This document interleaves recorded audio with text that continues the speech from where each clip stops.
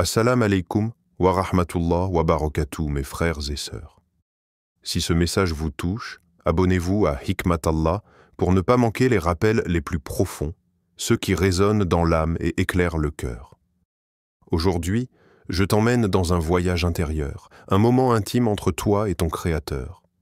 Un moment unique, la prière de Tahajjud durant les 10 nuits sacrées de Dhul Hijjah. Dans ce silence nocturne, un dhikr peut tout changer. Récité sur tes genoux, il peut ouvrir les portes que toi-même tu pensais fermer à jamais. 1. La nuit de l'appel Tahajjud dans Dhul Hijjah. Il y a dans la nuit une lumière, invisible pour les yeux, mais éclatante pour les âmes éveillées. Dhul Hijjah, ce mois sacré, est un appel. Un rappel qu'il y a des moments où chaque seconde vaut l'éternité. Le prophète a dit: il n'y a pas de jour où les œuvres sont plus aimées d'Allah que les 10 premiers jours de Dhul Hijjah, rapporté par Al-Bukhari.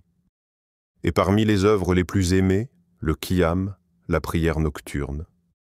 Tahajjud, cette prière secrète où l'on se tient debout pour tomber à genoux devant notre Seigneur.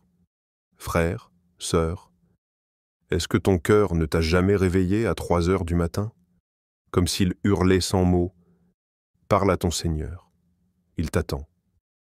Car dans cette obscurité paisible, les portes du ciel s'ouvrent. C'est là que l'âme se libère des chaînes de ce monde et s'incline dans l'intimité sacrée de la soumission. Ainsi s'exprime un passage bouleversant du Coran.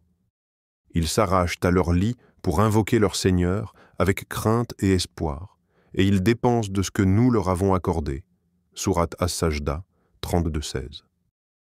Dans ces instants-là, ce ne sont plus tes lèvres qui prient, c'est ton âme entière qui pleure.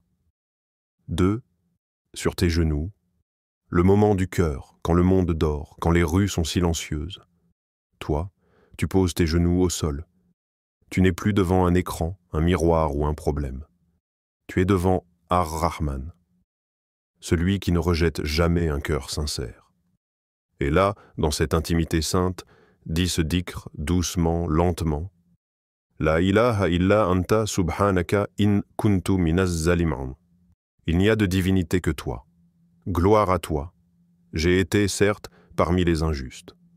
Sourate Al-Anbiya 21-87. Ce n'est pas qu'une phrase.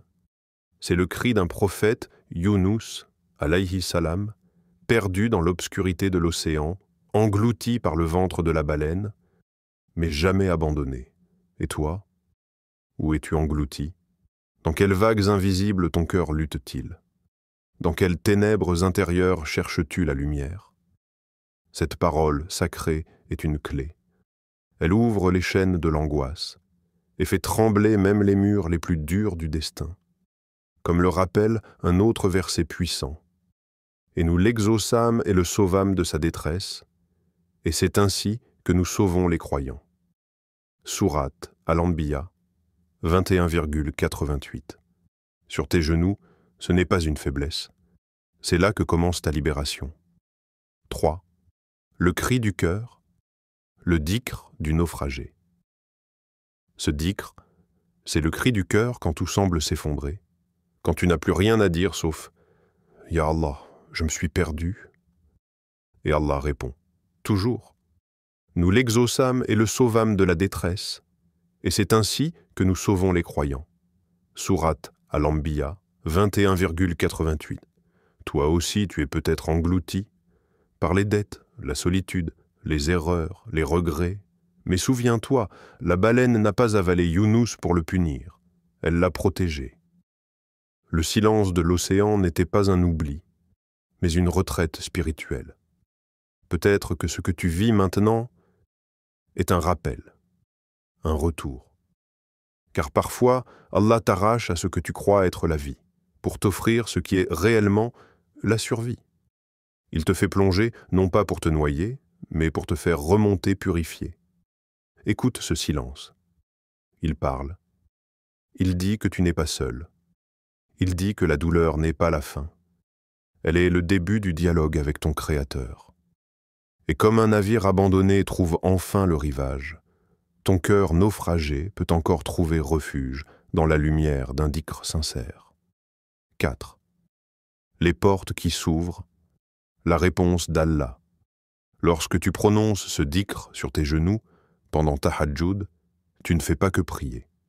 Tu frappes doucement à la porte de celui qui possède toutes les clés. Et Allah n'a jamais laissé une âme sincère frapper en vain. Peut-être que ce dhikr sera le début d'une guérison, d'un changement de destin, ou d'une paix que tu n'as jamais connue.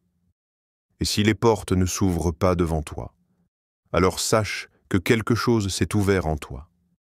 Et parfois, c'est ça, le vrai miracle. Car Allah répond toujours, mais parfois sa réponse, c'est un silence rempli de sagesse, un délai pour t'emmener plus loin que ce que tu demandais. Souviens-toi de ces mots du Coran qui réconfortent les cœurs patients. Et ton Seigneur dit, « Invoquez-moi, je vous répondrai. » Sourate Ghafir 40-60. Ta prière n'est jamais perdue. Elle devient lumière, elle devient force, elle devient ouverture, même quand tout semble fermé. Continue de frapper. Peut-être qu'au moment même où tu doutes, la porte est en train de s'ouvrir. Frappe à la porte, elle s'ouvrira, frère, sœur. Ne sous-estime jamais une prière faite à genoux, une nuit où tu aurais pu dormir, mais tu as choisi de pleurer devant Allah. Ce dhikr, ce moment à genoux, ce cœur sincère, sont peut-être ce que ton destin attendait depuis toujours. Abonne-toi à Hikmat Allah pour ne pas rater les rappels qui guérissent, t'imparissent l'âme et réveillent l'âme. Partage cette vidéo, car peut-être qu'un autre cœur perdu attendait juste cette lumière et qu'Allah ouvre pour toi les portes que personne ne peut fermer. Wa assalam alaykum wa rahmatullah wa barakatuh.